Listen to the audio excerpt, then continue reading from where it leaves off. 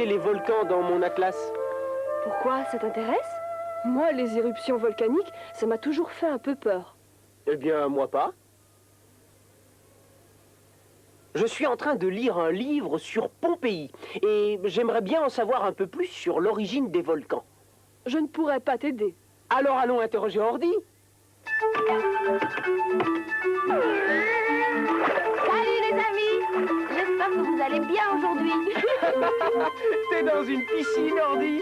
Mais non, je me baigne dans une source d'eau chaude comme on en trouve près de certains volcans. Zut, mon feuilleton! Il doit être l'heure, je vous laisse. Alors, tu me déranges dans mon bain thermal pour que je te raconte tout sur les volcans et puis toi, tu t'en vas regarder un vulgaire feuilleton à la télé? Allez, suivez-moi.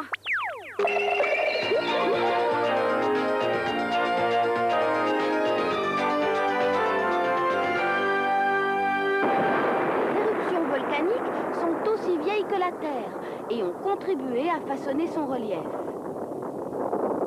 Mais elles peuvent aussi influer sur le climat de la planète.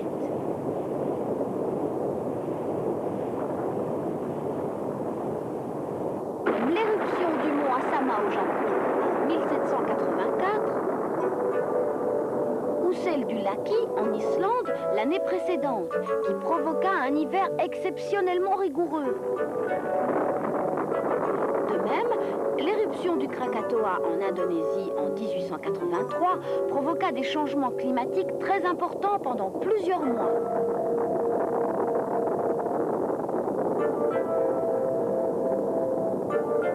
Plus récemment, en 1982, les cendres du volcan mexicain El Chichone firent le tour de l'hémisphère nord, empêchant les rayons solaires de passer, ce qui perturba les cultures.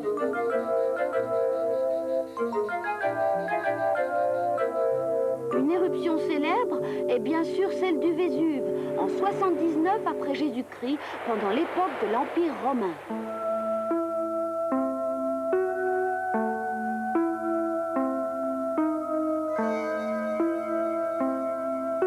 Vous ne trouvez pas que la ville de Pompéi a un drôle d'aspect? C'est qu'un tremblement de terre avait déjà causé bien des dégâts quelques 16 ans plus tôt. Mais les habitants ne comprirent pas l'importance du phénomène.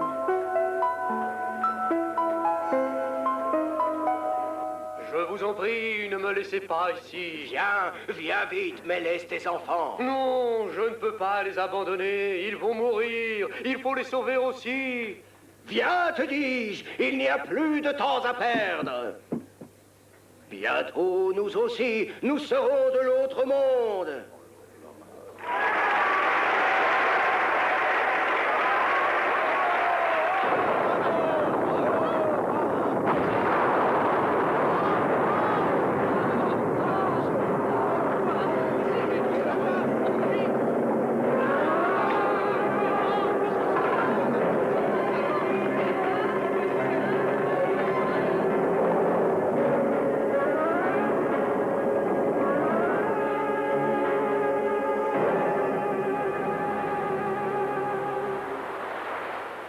Voici comment Pline le Jeune raconta l'éruption du Vésuve qui causa la mort de son oncle, le naturaliste Pline l'Ancien. Mon oncle, s'il te plaît, ma mère trouve qu'il y a un curieux nuage dans le ciel aujourd'hui. Comment ça, un curieux nuage?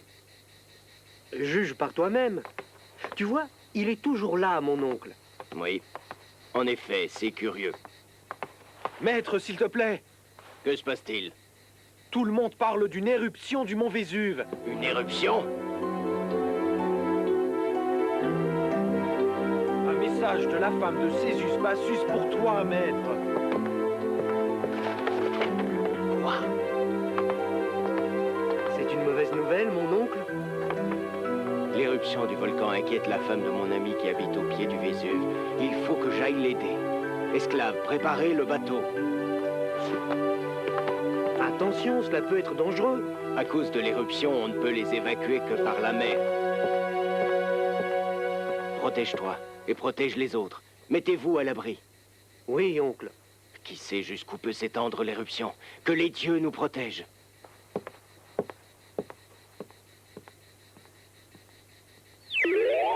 Je suivis les conseils de mon oncle vénéré. Son bateau avait grand mal à progresser.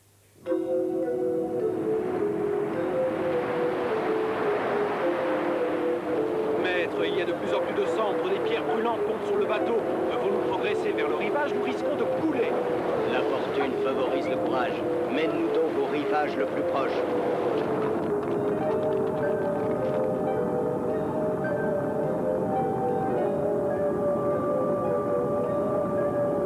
Amis, nous sommes là pour vous sauver. Amis, nous sommes là pour vous sauver. Montez sur le bateau.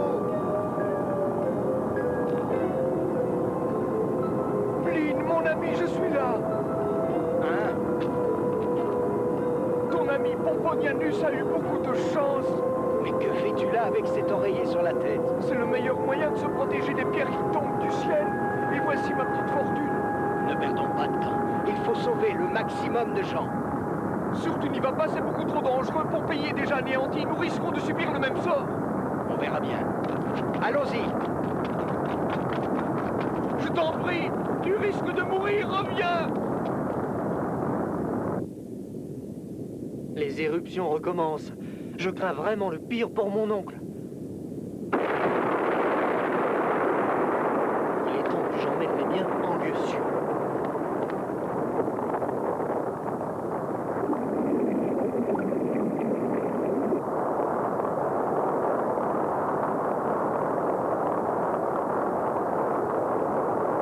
Y a-t-il encore quelqu'un?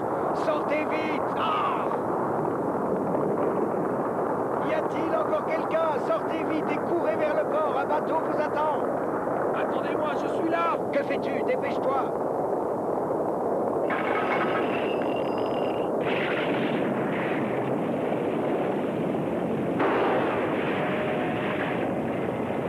Oh, trop tard. Toujours à vouloir sauver leurs biens, quand il faudrait songer à sauver sa propre vie. Mais toi, dépêche-toi de rejoindre le navire au plus vite. Tu entends? Occupez-vous d'elle, mais dépêchez-vous.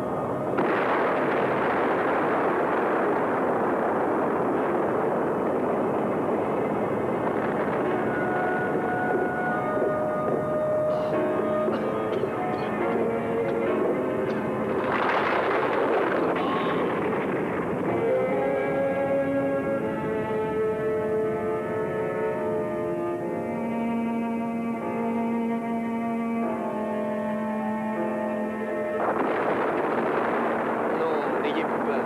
Nous ne craignons absolument rien ici. Mais je crois que nous ne reverrons plus jamais mon oncle. Et c'est ainsi que Pompéi fut enseveli en quelques heures sous plusieurs mètres de cendres volcaniques. On pense que des milliers de personnes y moururent.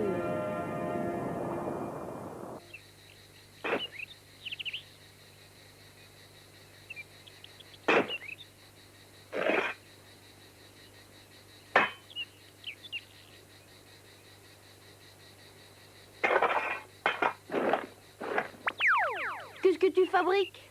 Bah, j'étais en train de creuser et regarde sur quoi je suis tombé. Un vestige de Pompéi? Pompéi quoi? Mais qu'est-ce que c'est que ça? Il fallut attendre 1600 ans pour que l'on découvre Pompéi enseveli. Mais les fouilles ne commencèrent qu'en 1748 et continuent encore aujourd'hui à nous révéler les secrets de la société romaine. Quelle triste histoire, Pompéi. Mais comment se produisent les éruptions? Vous vous rappelez que Wegener disait que la croûte terrestre est composée de plusieurs morceaux qui se déplacent les uns par rapport aux autres.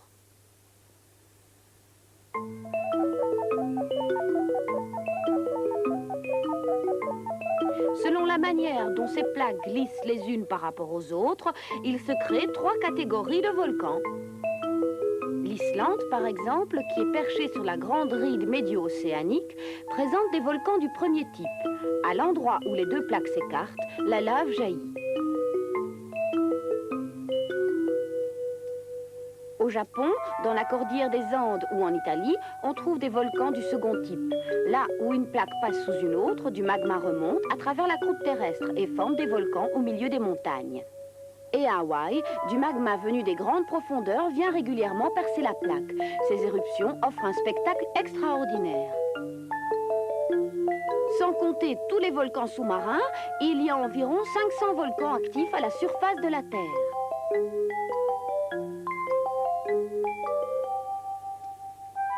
Une cinquantaine de ces volcans se trouvent concentrés sur les îles japonaises où il arrive que certaines éruptions soient catastrophiques.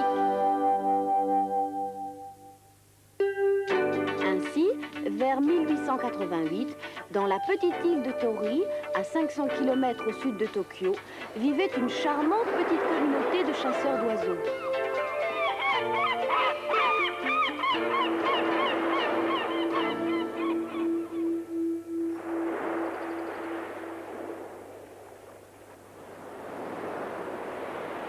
Mais qu'est-ce que c'est que cette fumée? Le volcan de l'île vient de se réveiller.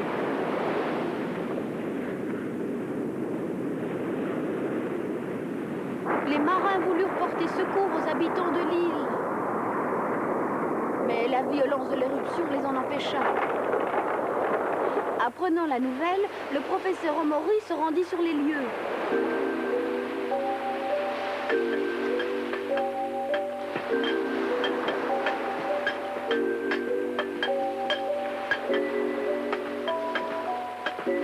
Où sont passés les habitants de l'île? Ils sont tous morts, Ordi. Il n'y a aucun survivant. Quoi, les 125? Oui, les 125 personnes en une seule seconde. Si seulement nous avions pu le prévoir. Pourquoi? C'est une chose possible, professeur? Oui, en effectuant une observation minutieuse des volcans, il devrait être possible de prévoir les éruptions. Quelques années plus tard, en 1902, une autre éruption se produisit à la Martinique, sur la montagne Pelée. En quelques secondes, un nuage incandescent dévalant la montagne à 500 km/h rasa la ville de Saint-Pierre, tuant 28 000 personnes.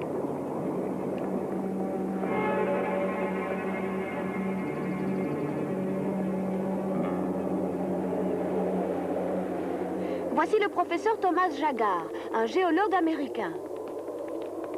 Professeur Jaggar, on ne trouvera plus un seul survivant ici. J'ai regardé partout. Cherchons encore! J'ai l'impression d'entendre quelque chose. On dirait que quelqu'un demande de l'aide. Je crois que c'est par là. Allons voir ce qui se passe. Venez. J'ai entendu quelqu'un gémir, j'en suis sûre. Eh oh! Eh oh! Dégagez-moi donc cette pierre. Allez, oh, descendons. Allez, allons-y.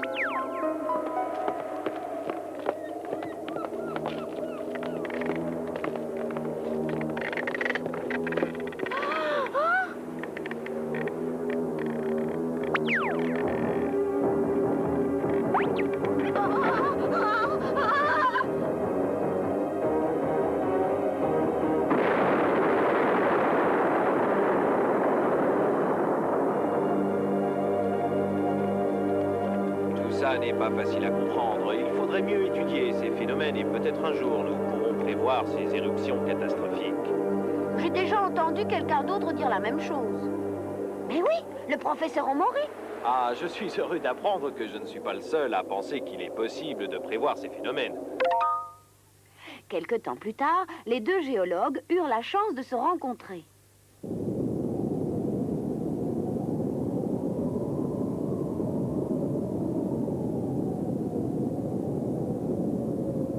Ah, quelle force fantastique se cache sous ce paysage magnifique.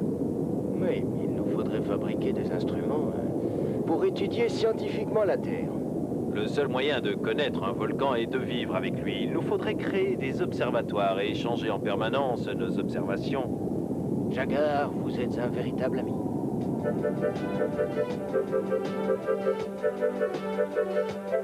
Et ainsi, en 1911, fut créé l'observatoire du mont Azama au Japon. Et voici le type de sismomètre qu'employait le professeur Omori et qui servait à détecter les secousses sismiques sous les volcans. Et en janvier 1912, fut inauguré l'observatoire volcanologique de Hawaï, où Jaggar travailla pendant 30 ans.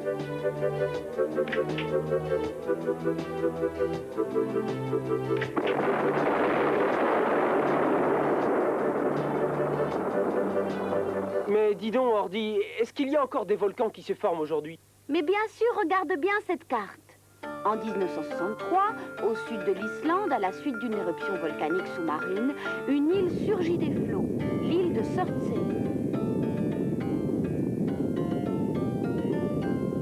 Et 10 ans plus tard, à 20 km de là, un nouveau volcan entra en éruption sur l'île de Emai, habitée par des pêcheurs. Un tiers de la ville fut recouverte par les projections et cendres volcaniques. Les pompiers essayèrent pendant 4 mois de freiner la progression de la lave en l'arrosant continuellement pour la refroidir. Heureusement, après 6 mois, l'éruption s'arrêta sans que la lave ait atteint le port. Et il n'y eut aucune victime. Aucune victime. Mais certains ont quand même perdu leur maison. C'est vrai, mais il n'y a pas eu que des désavantages à cette éruption. On construisit une nouvelle piste d'atterrissage avec les matériaux volcaniques récupérés. Du fait que l'Islande se trouve à cheval sur la ride médio-atlantique, le pays profite de la chaleur du sous-sol volcanique. Et voici Reykjavik, la capitale de l'Islande, près du cercle polaire. Mon Dieu, qu'est-ce qu'il fait froid ici! Ah, ce qui fait bon ici, c'est qu'en Islande, on utilise les eaux chaudes souterraines. On ouvre le robinet et c'est de l'eau chaude qui coule. Et c'est bien agréable dans ces contrées glacées. Mais il n'y a pas que l'usage domestique.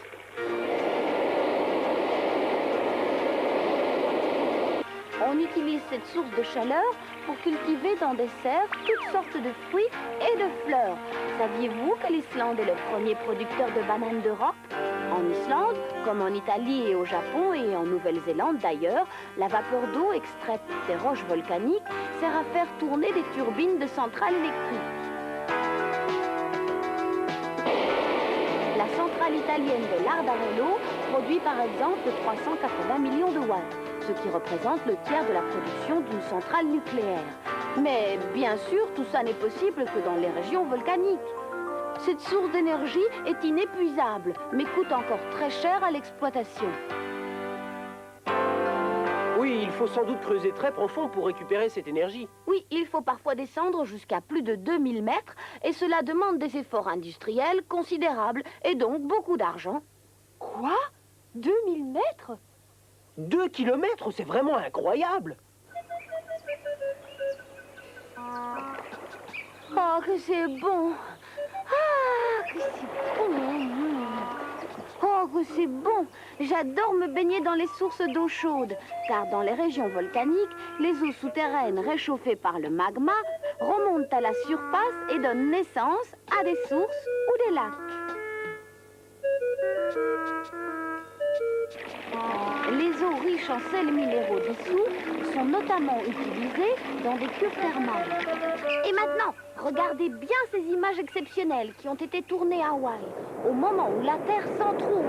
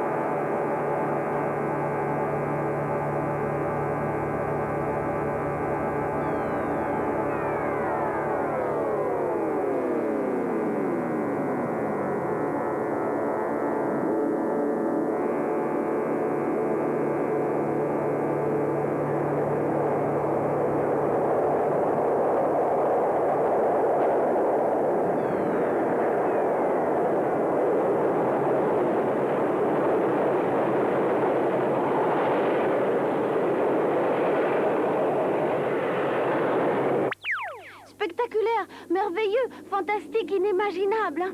Oh, moi, je pourrais regarder ce spectacle pendant des heures. Les volcans, je m'en lasse pas. Allez, salut, j'y retourne.